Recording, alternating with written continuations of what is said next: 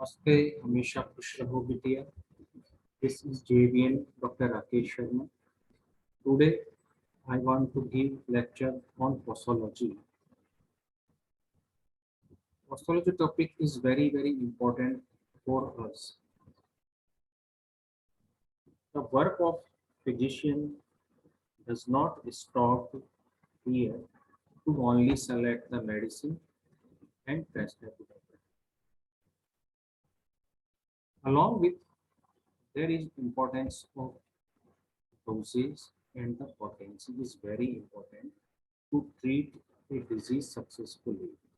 In aphorism 147, Dr. Hahnemann says that whichever of these medicines that have been investigated as to their power of altering man's health, we find to contain in the symptoms observed from its use the greatest similarity to the totality of the symptoms of a given natural disease. This medicine will and must be the most suitable, the most certain homeopathic remedy for the disease. In it is found the specific remedy of this case of disease. So, first thing that is very important for curing the disease, that is the selection of appropriate homeopathic remedy, or I want to say selection of the exact simile. The natural disease is never to be considered as a noxious material situated somewhere within the interior or exterior of man, but as one produced by an inimical spirit-like agency, which, like a kind of infection, disturbed in its instinctive existence of the spirit-like principle of life within the organism, torturing it as an evil spirit and compelling it to produce certain ailments and disorders in the regular course of its life. So it means Dr. Hahnemann says that our vital force is a dynamic in nature, is a spirit life, is a energy in our body which governs our vital functions, which governs our sensations. All these things are under the supervision of this energy. And this energy is only disturbed by some energy like existence. Otherwise, our vital force does not disturb. These are known as symptoms. When our vital force becomes deranged, becomes disturbed, then there will be development of malfunction in our organs, development of some disharmony, development of uncomfortableness. And these all things expressed through the body in form of the sign and symptom. And sign and symptoms actually are the language of the disease. If now the influence of this inimical agency that not only caused but strives to continue this disorder be taken away, as is done when the physician administers an artificial potency capable of altering the life principle in the most similar manner, which exceeds in energy even in the smallest dose the similar natural disease, then the influence of the original noxious morbid agent on the life principle is lost during the action of this stronger similar artificial disease. So in homeopathic cure, we have to make a stronger artificial disease than the natural disease. And both diseases are artificial and natural, are very similar in its manifestations.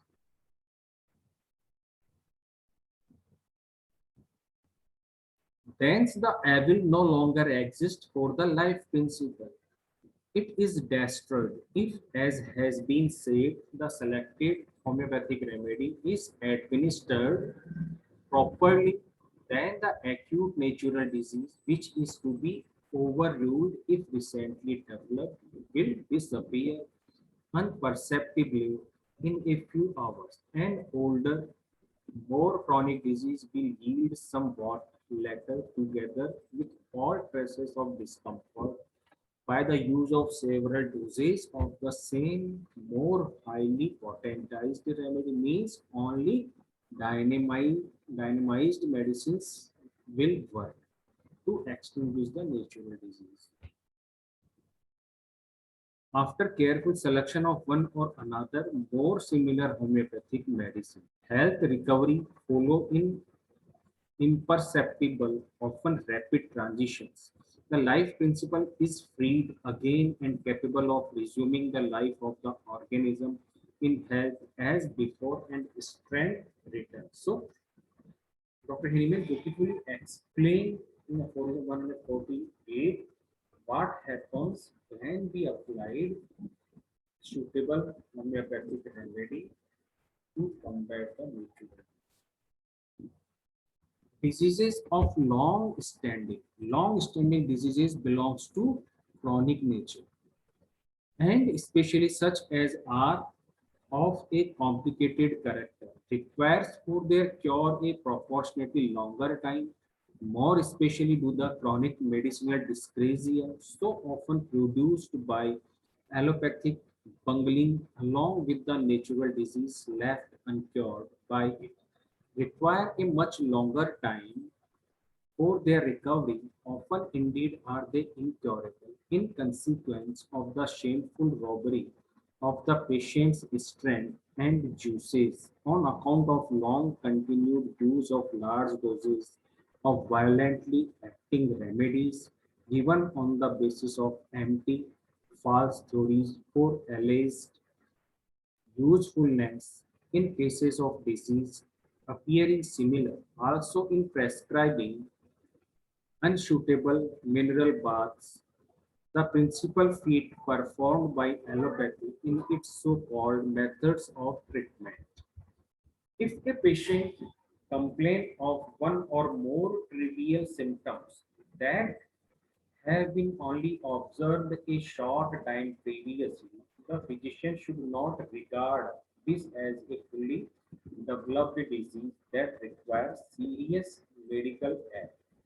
A slight alteration in the diet and regimen will usually suffice to dispel such an indisposition. Dr. Hime very beautifully explained where we have to use homeopathic medicines, and along with there are such conditions, such diseased condition. I can't say disease, only some kind of indisposition where there is no need of any medicine. This condition spontaneously okay. So in indisposition cases, Dr. Henneman guides us that there is no use of, no benefit from any homeopathic remedy. Only we can modify some diet and regimen to the patient, then it is okay for the patient. But if the patient complains of a few violent sufferings, the physician will usually find on investigation several other symptoms besides, although of a slighter character, which furnish a complete picture of the disease.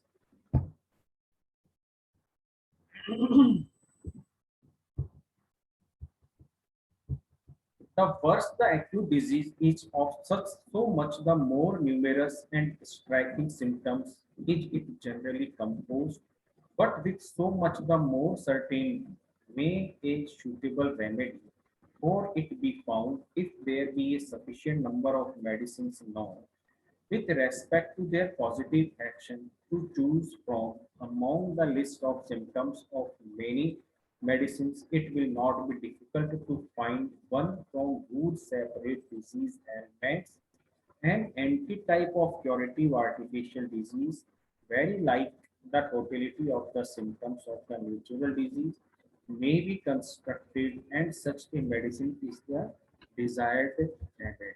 So we have to select proper homeopathic remedy in a group of remedies. Only one remedy is appropriate, only a minimum one remedy, and we have to choose and we have to knowledge uh, how we select the appropriate suitable homeopathic remedy.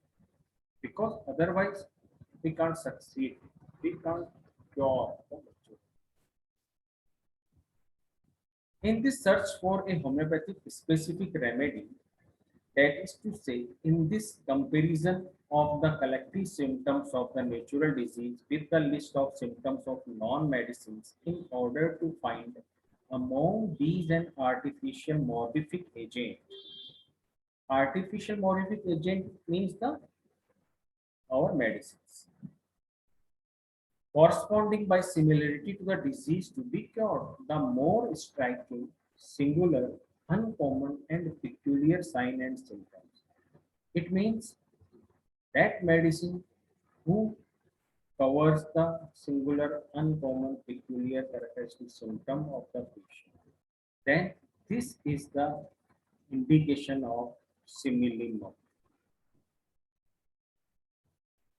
Of the case of disease are chiefly mostly solely to be kept in view. Always keep in mind the uncommon peculiar characteristic symptoms of the patient. And also characteristic symptom, peculiar uncommon symptom of the medicines. For it is more particularly these that very similar ones in the list of symptoms of the selected medicine must correspond to in order to constitute it the most suitable for effecting the cure. The more general and undefined symptoms, loss of appetite, headache, debility, restless sleep, discomfort, and so forth demand but little attention when of that vague and indefinite character. It means there are presence of some common symptoms in the patient, then these symptoms are not useful for deciding the severity. If they cannot be more accurately described, or and along with there are some symptoms in which we cannot clear cut about the symptoms, not confirm, ill-defined symptoms. If they cannot be more accurately described as symptoms of such a general nature are observed in almost every disease and from the almost every drug. If the antitype constructed from the list of symptoms of the most suitable medicine contain those peculiar, uncommon, singular, and distinguishing, yeah, characteristic symptoms which are to be met with in the disease to be cured in the greatest number and in the greatest similarity. This medicine is the most appropriate homeopathic specific remedy for this morbid state. So we have to look for peculiar, uncommon, distinguishing characteristic symptom.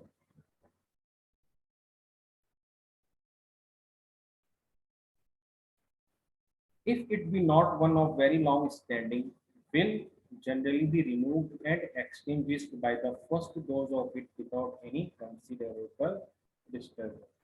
So, so only this similium, only this homeopathic appropriate remedy, the one dose or few doses are sufficient to cure the patient completely.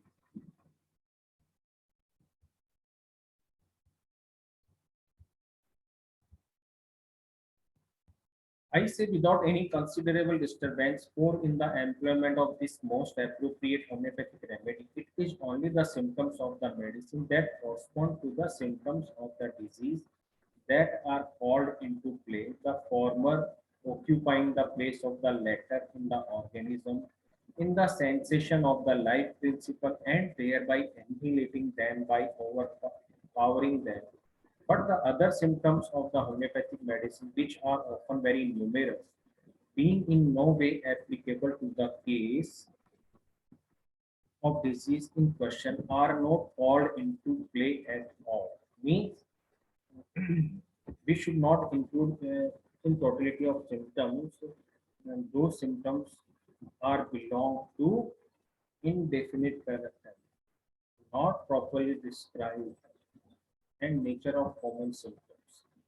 The patient growing hourly better feels almost nothing of them at all because the excessively minute dose requisite for homeopathic use is much too weak to produce the other symptoms of the medicine that are not homeopathic to the case. In those parts of the body that are free from disease and consequently can allow only the homeopathic symptoms to act on the parts of the organism that are already most irritated and excited by the similar symptoms of the disease, in order that the sick life principle may react only to a similar but stronger medicinal disease, whereby the original malady is extinct. So here, this is my the brief explanation about the how homeopathic cure takes place, and some points we have to remember in our mind. And along with, there are some conditions where there is no use of medicine. We can restore these indispositions, disordered states, slight altered state of health by diet and regimen. These are the sufficient for curing the disease. And how we produce stronger artificial disease to combat the natural disease. So thank you all of you. If you have any queries, please ask me and write me. Thank you.